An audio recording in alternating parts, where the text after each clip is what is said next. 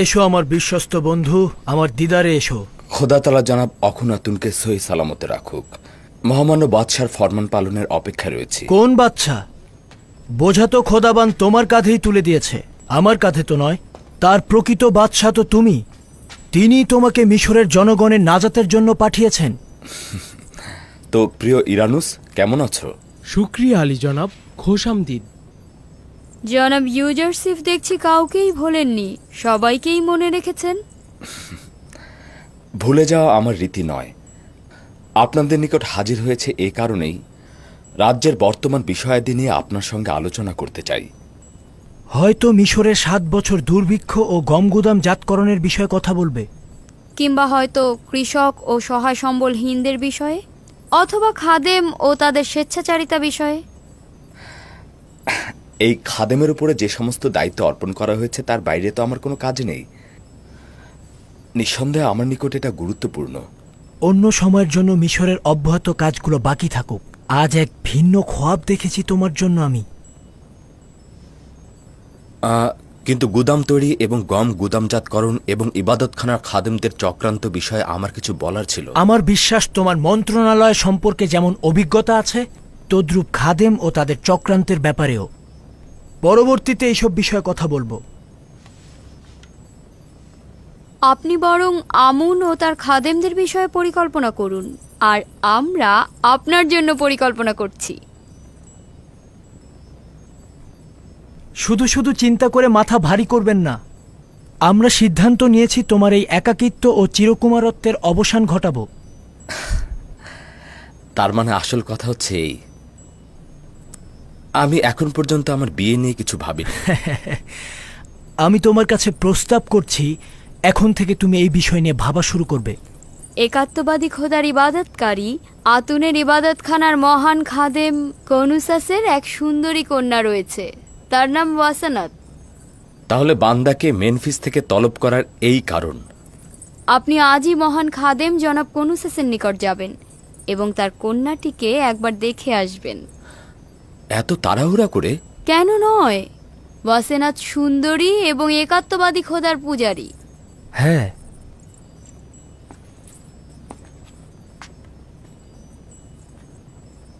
তোমার যত দ্রুত সম্ভব বিবাহ করা উচিত। এটি হুকুমতের আদেশ এবং এটা তোমার আমল করা উচিত। অবশ্যই আলী জনাব, আমল করব।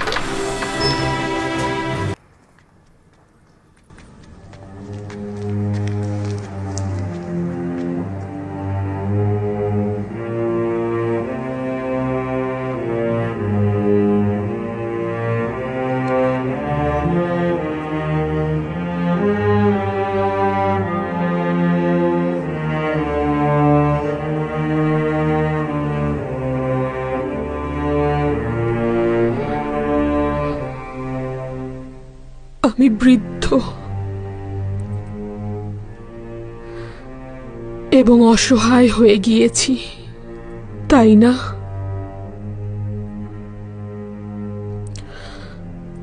চেহারা এবং কপালের বলিরেখা কুৎসিত দেখাচ্ছে, তাই না? কিন্তু বানু, আপনার চেহারা আভিজাত্য আর আকর্ষণীয়তা এখনো রয়েছে। তার মানে ইউজারসিফ এখনো আমাকে পছন্দ করবে? আপনি এখনো আগের মতোই মেহেরবান ও ভালো লাগার মতোই আছেন, চিন্তা করবেন না বানু।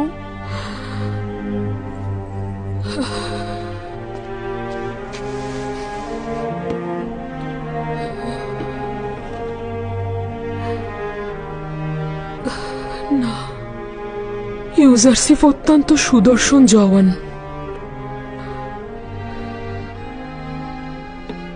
আমার দিকে দৃষ্টি দেবে না। 15 বছর কান্নাকাটি আহাজারি করলে পাথরও গলে যায়, কিন্তু আপনি তো আপনার জীবন যৌবন সব দিয়ে দিলেন। আমি শুধু আমার যৌবনই তার জন্য বিসর্জন দিয়েছি। হায় আফসোস, যদি আমার জানটাও তার জন্য বিলিয়ে দিতে পারতাম। আমি যন্ত্রণা পাচ্ছি এ কারণেই যে সে জানে না তার বিরহে আমি কতটা কাতর। যদি সে জানতো, যদি জানতো।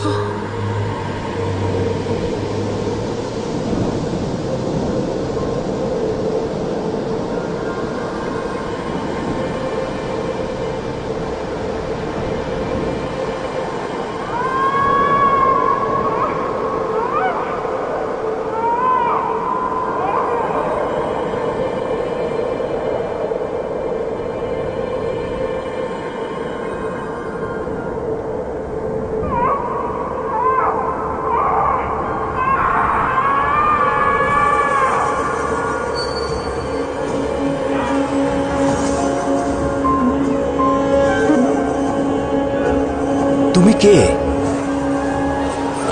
আর আমার কাছে কি চাও?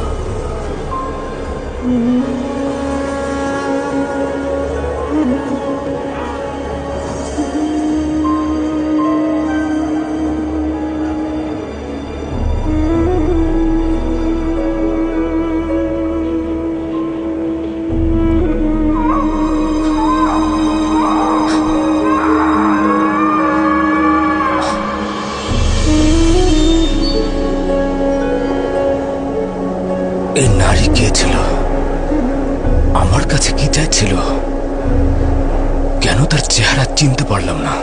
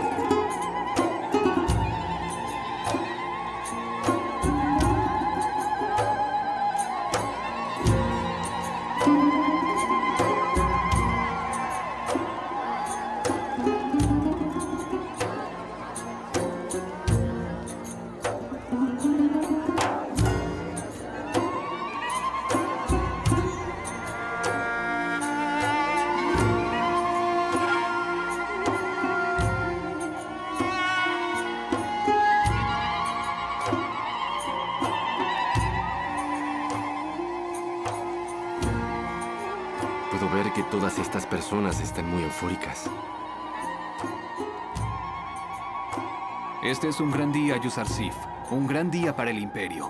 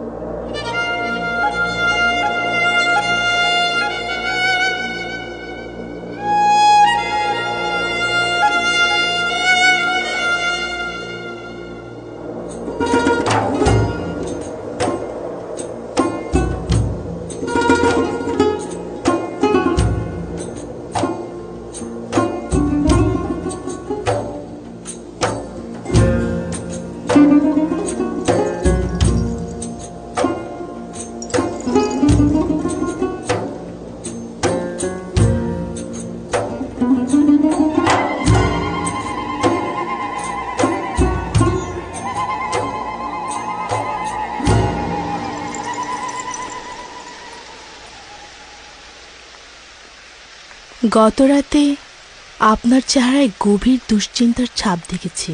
এরকম দুশ্চিন্তার কারণটা কি জানতে পারি? আব্বাজানের কাছ থেকে দূরে থাকার দুশ্চিন্তা। আফসোস, তাকে যদি কাছে রাখতে পারতাম। 30 বছরের মতো হলো আমি তার কাছ থেকে দূরে রয়েছি। প্রতি মুহূর্তে তার জন্য আমার রুহু কাঁদে। উনি কোথায় আছেন? কেন তার দিদারে যাচ্ছেন না? অথবা নিজের কাছে কেন নিয়ে আসছেন না? আমরা কেনানের অধিবাসী। এখান থেকে 1 মাসের দূরত্ব। অসংখ্যবার চেয়েছি তার দিদারে যাব অথবা আমার অবস্থান সম্পর্কে তাকে জানাবো, কিন্তু এখন পর্যন্ত জামানা পৌঁছেনি। মিশরের জনগণের এখনো আমাকে দরকার। এখনো তাদের মৃত্যু পরিমাণ বিপদ রয়েছে। খুদা এখনো মিশরের জনগণের দেহ ও রুহুকে হুমকি প্রদান করছে। আমি এখনো তাদের জন্য তেমন কোনো কাজ করতে পারিনি। আশঙ্কা হচ্ছে আব্বাজান ও আত্মীয়স্বজনের প্রতি নজর দিতে গিয়ে আমি আমার ওজিফা সম্পর্কে গাফেল না হয়ে যাই। আমার উপর অর্পিত দায়িত্ব না অসম্পূর্ণ থেকে যায়। তাহলে কি করে হবে? ওখানে আপনার পিতা ও আত্মীয় স্বজন আছে, তাদের পাশে থাকা আপনার কর্তব্য। একদিন তো তারা অবশ্যই মিশরে আসবেন। সেই দিন পর্যন্ত বিরহ বিচ্ছেদ সহ্য করা উচিত। আর একথাও সত্য যে আমি আমার অবস্থান সম্পর্কে যদি আব্বাজানকে অবহিত করি, তাহলে আব্বাজান আমার ভাইজানদের ভুলের জন্য তাদের অভিশাপ দেবে। বিশেষত আমি জানি যে বনি ইসরায়েলেরা এখনো ঘুম থেকে জাগ্রত হয়নি। তাছাড়া তো এই বিরহ বিচ্ছেদ মহান খোদা তাআলার ইচ্ছাতে সংঘটিত হয়েছে।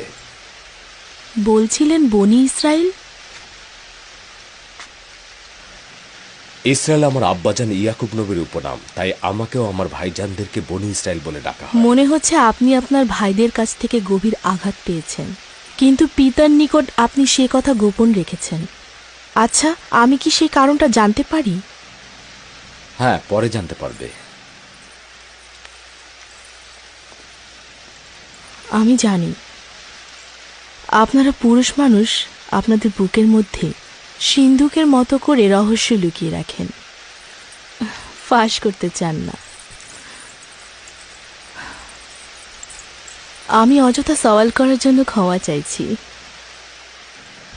প্রতিটি রহস্যই একদিন না একদিন প্রকাশ পায়, তাই সময় মতো সবকিছুই জানতে পারবে।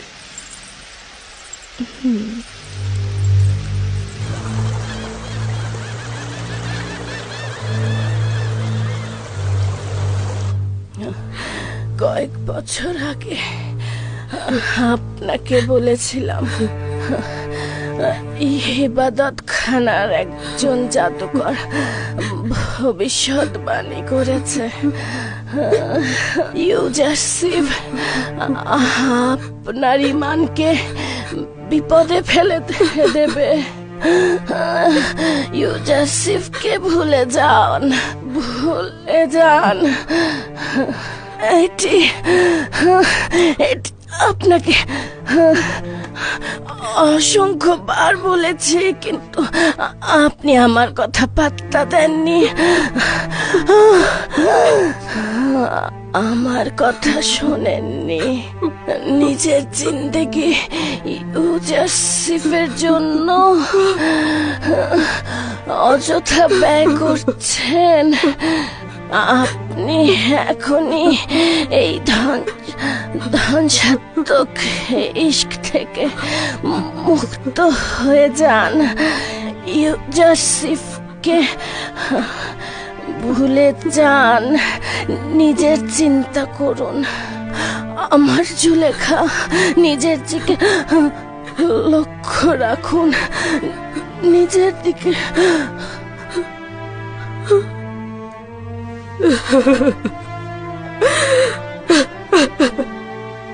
আমাকে একা করে দিয়ে তুমি চলে গেলে। তুমি আমার পরম সত্যবাদী বন্ধু ছিলে, আমার খাদেম ছিলে, আমার মাতা ছিলে তুমি। এখন আমি আমার কষ্টগুলো কার কাছে বলবো? খোদার দোহাই বানু, শান্ত হন। তুমি সর্বদাই আমার ছায়া সঙ্গী ছিলে, এখন আমি ছায়াহীন হয়ে গেলাম। ধৈর্য ধারণ করুন বানু, আপনার শরীরের অবস্থা ভালো নয়। ইউজারশিপের বিচ্ছেদ বেদনা কি আমার কম ছিল যে তোমাকেও চলে যেতে হলো? খোদাগণ, তোমরা কোথায় আছো? কেন তোমরা কারিম আমার থেকেও বেশি মৃত? এত নিশ্চুপ কি করে থাকছো? কেন আমার ব্যথা বেদনা আরো বাড়িয়ে দিচ্ছ? যাও, কারিম আমার কফিন প্রস্তুত করো। আমি কি করে সহ্য করব?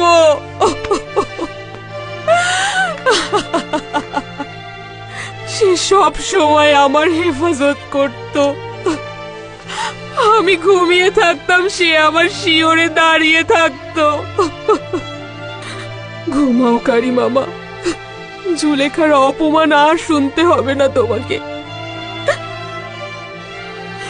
জুলেখার ব্যথা বেদনাগুলো আর হজম করতে হবে না।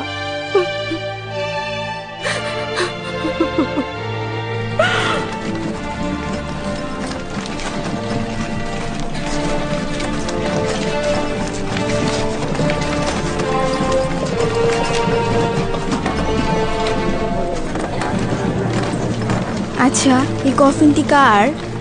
কারিম আমার। বেচারা কারিম মামা, কি কষ্টই না পেয়েছে। তিনি জুলেখার রাজমহলের প্রধান ছিলেন। কি শান শওকতি না ছিল তার।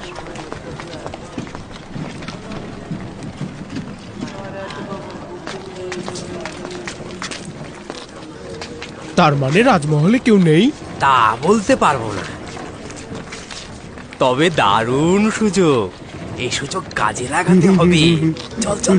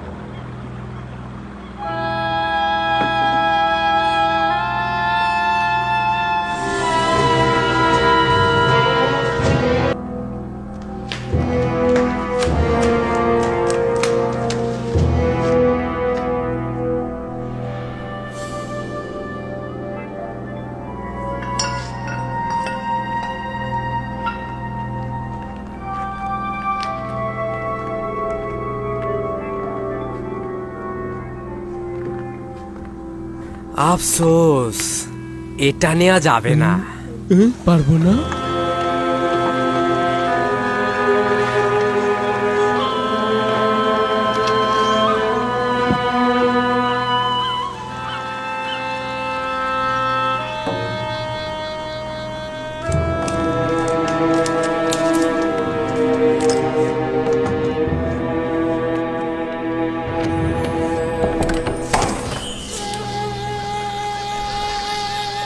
তোমরা ফিরে যাও, রাজমহল ফাঁকা।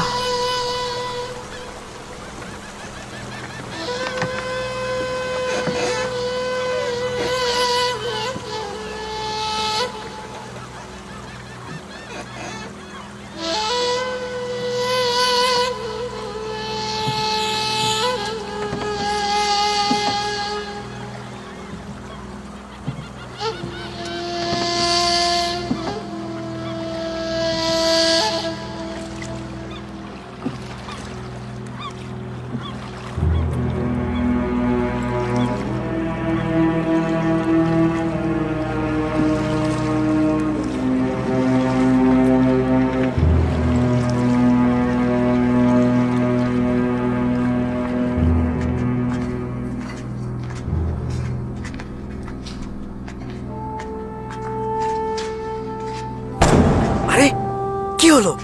শব্দ করছিস কেন? আস্তে। এইটা পুতিপারের রাজমহল নাকি পেত্তাতাদের?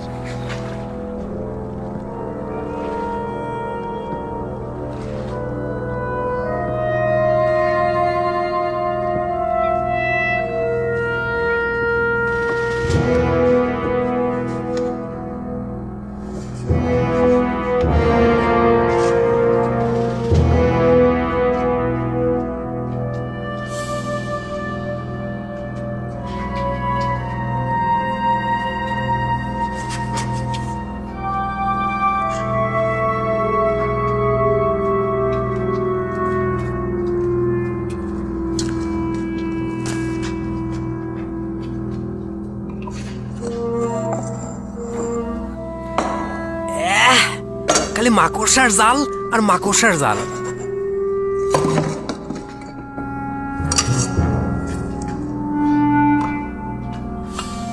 চল চল, এখানে কিছুই নেই, চল। আয়, আয়, আয়।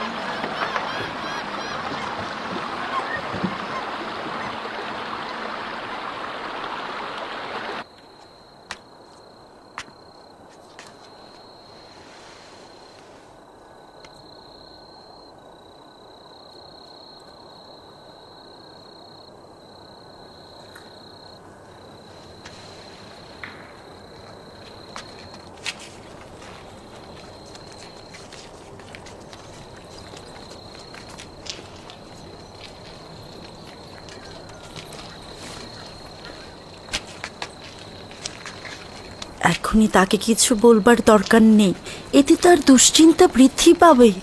যদি পরে বুঝতে পারে আমাদের বিপদে পড়ার সম্ভাবনা আছে।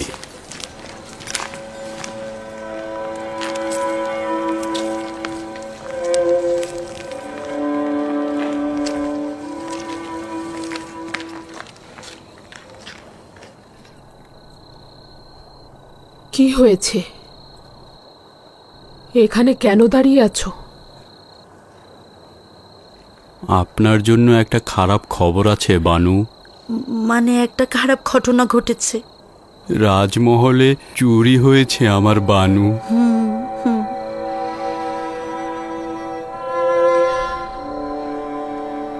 কোনো নতুন খবর নয়, চুরি তো হয়েই যাচ্ছে। ফেরার সময় দুজন জওয়ানকে দেখলাম রাজমহল থেকে বেরিয়ে পালিয়ে যাচ্ছে। তাদেরকে চিনতে পারিনি, মনে হলো উপকূলীয় এলাকার ভবঘুরে। যখন বুঝতে পারলাম তখন অনেক দেরি হয়ে গেছে, আমাদের পক্ষে কিছু করা সম্ভব ছিল না।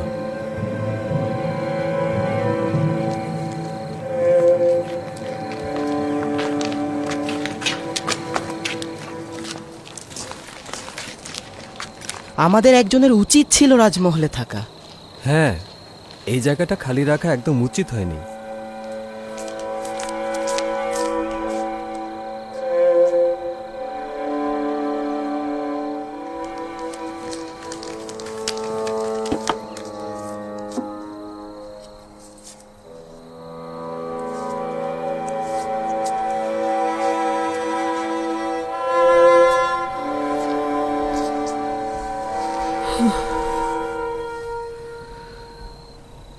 স্বর্ণালঙ্কার দিয়ে কি করব? নিজেকে কার জন্য সজ্জিত করব? ইউজারশিপের জন্য?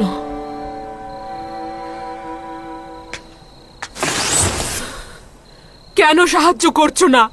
তুমি কি মিশরের মহান খোদা আমুন নও? আমি কি তোমার ইবাদতখানার ইলাহি নই? তোমার সহধর্মিনী নই? কতকাল পর্যন্ত শুধু চেয়ে চেয়ে দেখবে? কেউ একজন আমাকে সাহায্য করো। আমি আর কত সহ্য করব? ইউজারশিপের বিরহ বেদনা, কারিম আমার মৃত্যুর শোক, আমার জাহানের আধিপত্য চলে যাওয়া, রাজমহলের সবকিছু চুরি হওয়া, আর কত সহ্য করতে হবে আমাকে বলো। আমাকে কেন সাহায্য করছো না?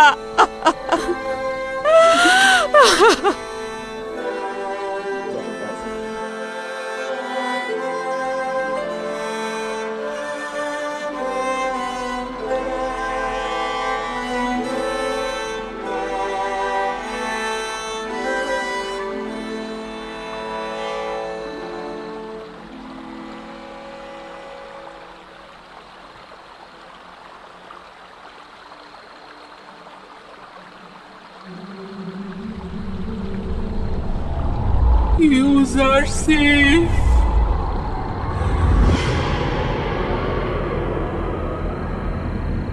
আমাকে সাহায্য করো, সাহায্য করো।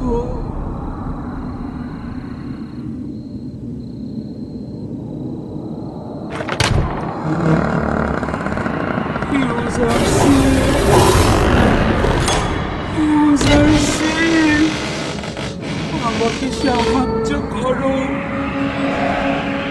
সাহায্য করো। তোমার নাম কি? কেন কথা বলছো না?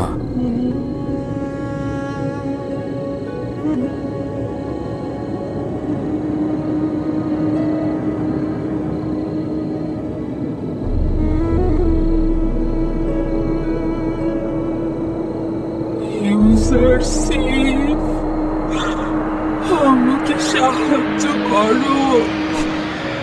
ইউজারশিপ, তুমি কে? সাহায্য করো আমাকে। আমার কাছে কি চাও? ইউজারশিপ, ইউজারশিপ।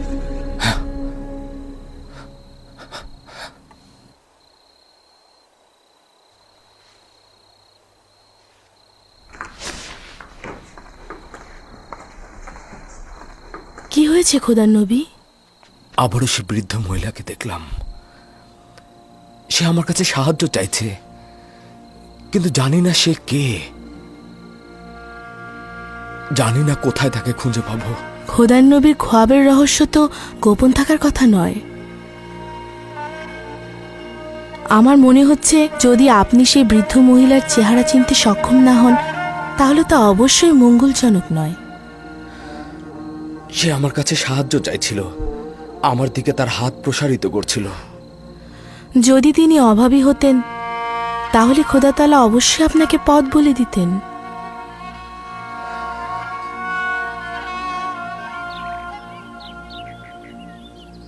এই অভাবী কে? কোথাকার অধিবাসী? কোন শহরের?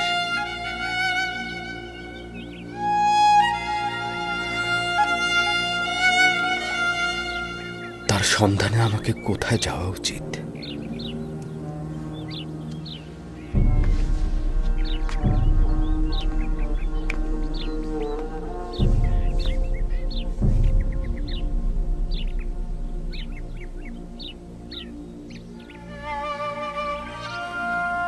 হে খোদা তাআলা, না জানি এ বেখবর থাকা অপরাধ হিসেবে পরিগণিত হয়, আর এই অপরাধে হতে পারে তুমি আমার উপর নারাজি হবে।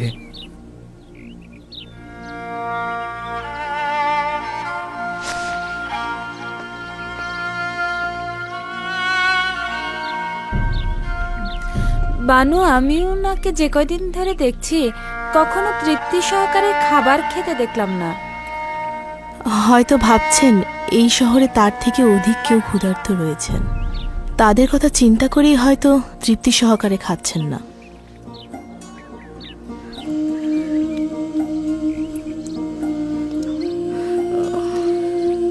বানু, বানু কি হয়েছে আপনার? বানু, আলী জনাব, কি হয়েছে? মনে হয় সময় হয়ে গেছে।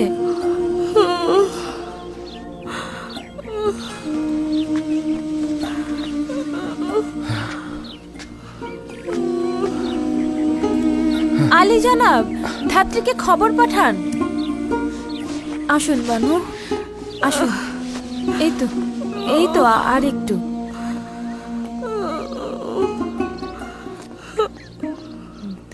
বসুন এখানে। এই তো, বসুন বসুন বানু, এখনই ধাত্রী চলে আসবে।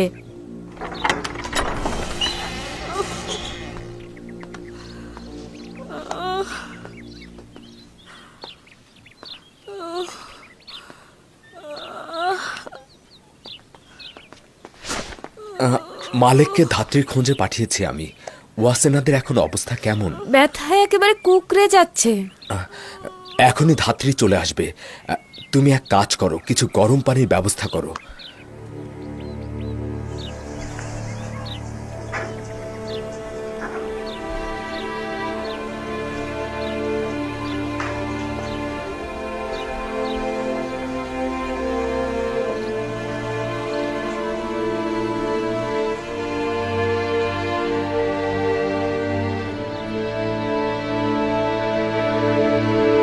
আমার সন্তানকে দেখে রাখবেন, আমার ইউসুফকে দেখে রাখবেন। ওদেরকে কখনো অবহেলা করবেন না। মায়ের অভাব যেন ওরা বুঝতে না পারে, কথা দিন।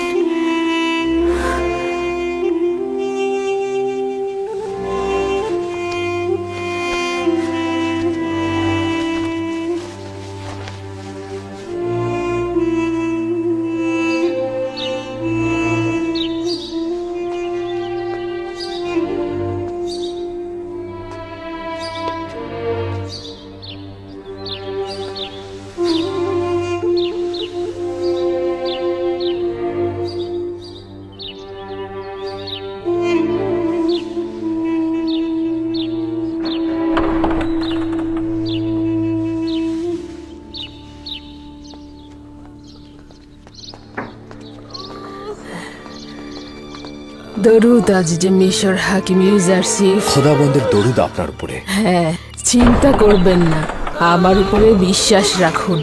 বানু ওয়াসেনাত কোথায়? আমার সঙ্গে আসুন। আচ্ছা।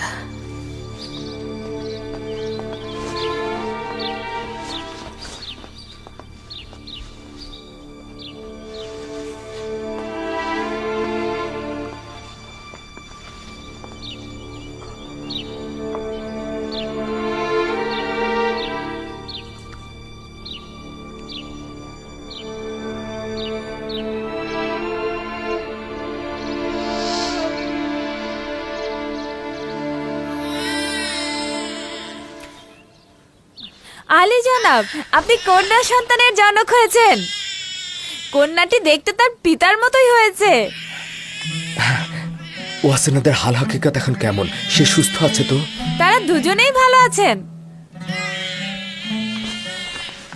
বিশ্বাসীর গৃহে তার কদম মোবারক হোক।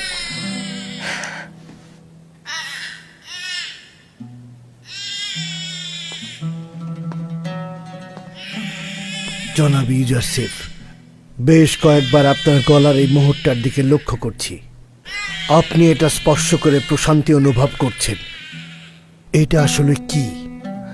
এটা মৌদ নামক মোহর, যা আমার নামে লেখা হয়েছে। মৌদ? এটা সেটাই যার মাধ্যমে সকল আম্বিয়া তাদের কষ্ট ভুলে লক্ষ্যে পৌঁছে যান। খোদা তাআলা সকল প্রতিনিধির আশা আকাঙ্ক্ষার প্রতিফলন ঘটান।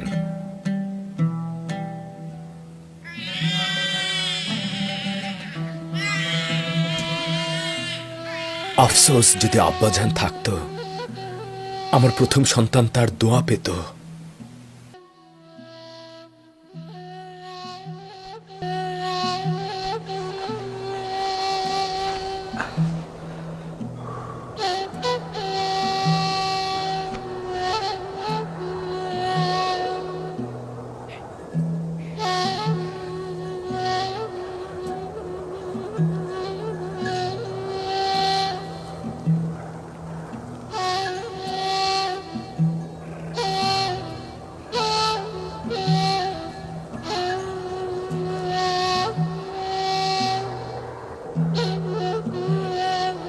আব্বাজান, ভেড়া চড়ানোর জন্য আপনার এখানে থাকবার দরকার নেই।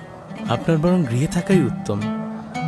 মরু অঞ্চল, প্রচন্ড গরম। আপনার কষ্ট হচ্ছে না আব্বাজান?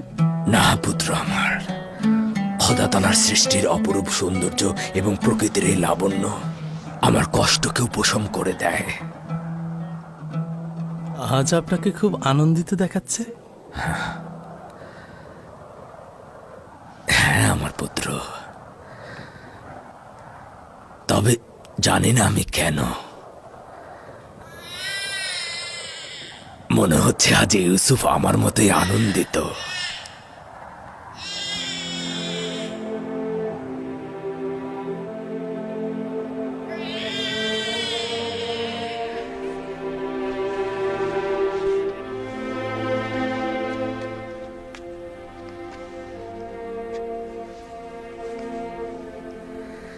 খোশ আমদেদ আমার প্রিয় কন্যা, আমি তোমাকে মালাসে বলে ডাকবো, যার অর্থ ভুলে থাকা। তোমার আগমনের মাধ্যমে আমি আমার পূর্বের সকল দুঃখ ভুলে গিয়েছি। মালাসের কদমের বরকতে মেনিফিসের সকল নিঃস্ব ও অভাবীদের দাওয়াত করতে চাই।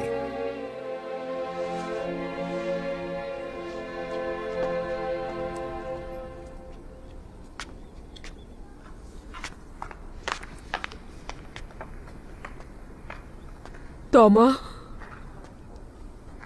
আমি তিয়ামেনি বানু।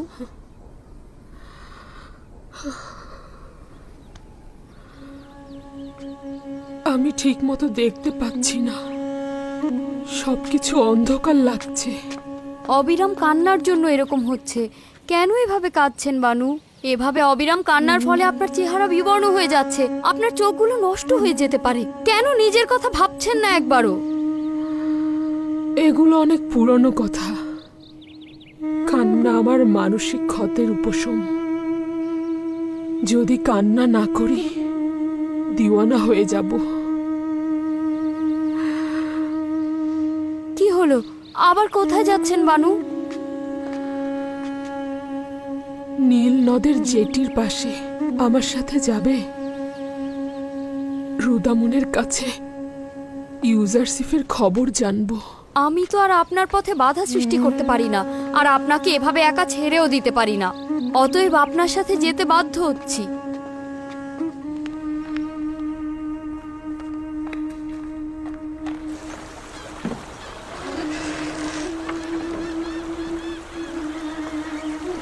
দরুদ বানু জুলেখা। তুমি কি বলতে পারো রুদামুনকে কোথায় পাওয়া যাবে? শামাত, তিনি সর্দার হরেনহোপের সাথে উত্তর মিশরের হিত্তিদের বিদ্রোহ দমনে গেছেন। কবে ফিরে আসবে বলতে পারো? না, আমি তা জানি না বানু।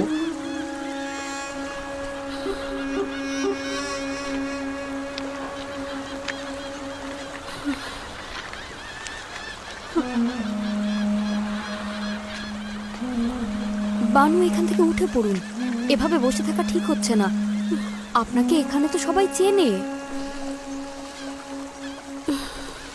আমার সম্মানহানির ভয় পাচ্ছ?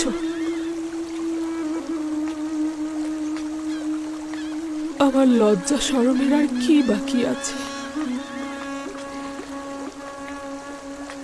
আমাকে অবজ্ঞা করার গল্প এখন জনগণের মুখে মুখে।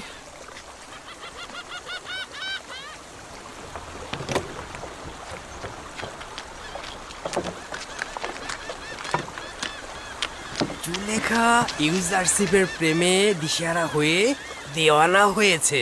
যদি ইউজারশিপের কোনো খবর তাকে দেই, তাহলে ভালো পুরস্কারও পাওয়া যাবে। তাহলে চোখ কান খোলা রাখবো। ইউজারশিপের তেবসে আসার খবর জানলেই তাকে খবর দেব।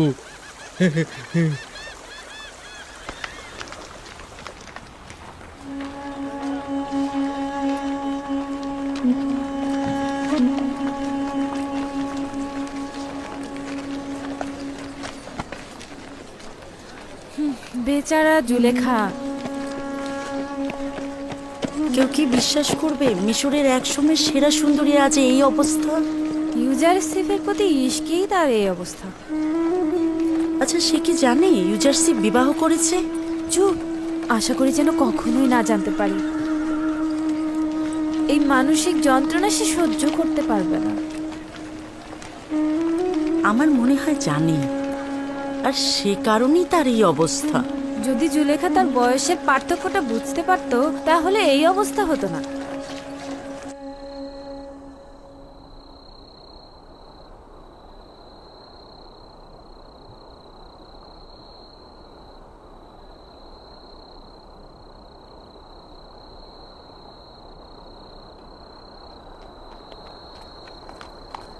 সঠিকভাবে দাঁড়াও, প্রস্তুত থাকো।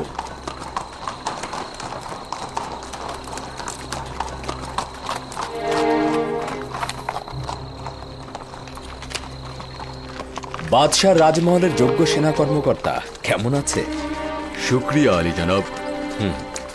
আমার সঙ্গে এসো।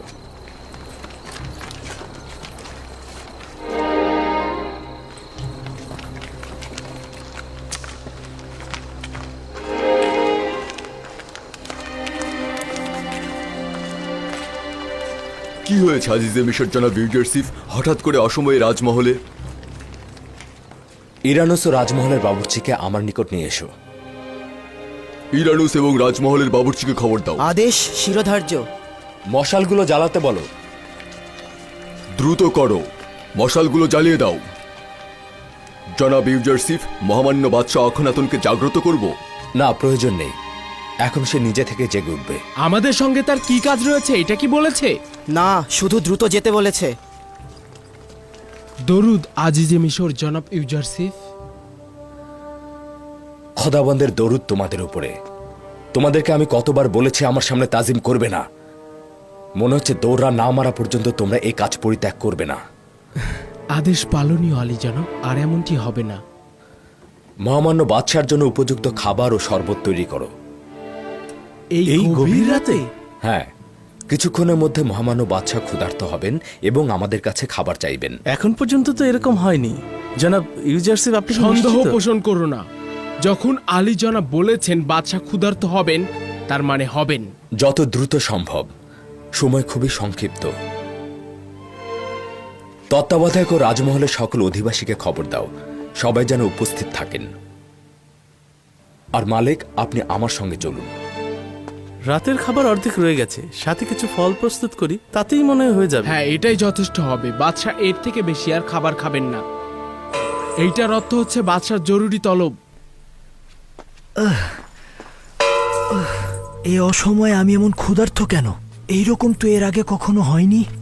ঘুমানোর আগেই তো খাবার খেলেন। এমন নয় তো যে গুরুতর কিছু? আমি কি সিনেহকে খবর পাঠাবো? না, দরকার নেই। আমার এই ব্যথা শুধুমাত্র ক্ষুধা থেকেই হচ্ছে।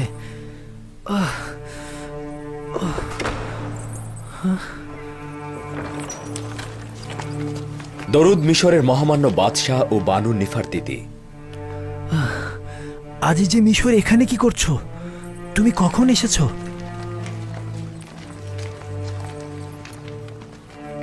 মহামান্য বাদশাহ নিশ্চয় ক্ষুধার্ত। খাবার কিছু আছে, ক্ষুধার জ্বালায় মরে যাচ্ছি।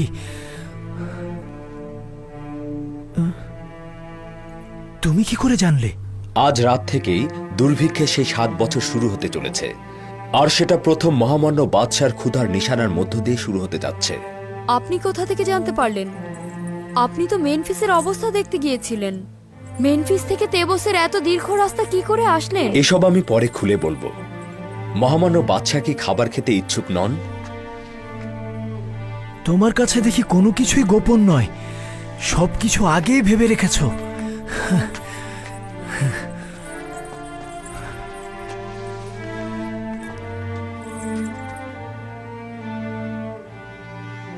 আজ রাত থেকে মিশরে 7 বছরের দুর্ভিক্ষ শুরু হলো। আগামীকাল থেকে মিশরের জনগণের জীবনযাপনের ব্যয় কমিয়ে আনা উচিত। আর আমি এই খবরটি দেবার জন্য আপনার নিকট এসেছি। তোমার যে পদক্ষেপ গ্রহণ করা উচিত তুমি সেটা করতে পারো।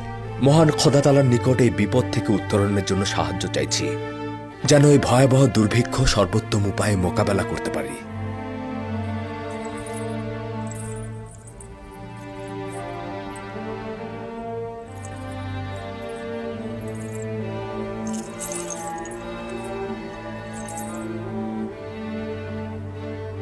জনাব ইউজারসিফ বড়ই আজীব। আমার তো বেশ ক্ষুধা লেগেছে।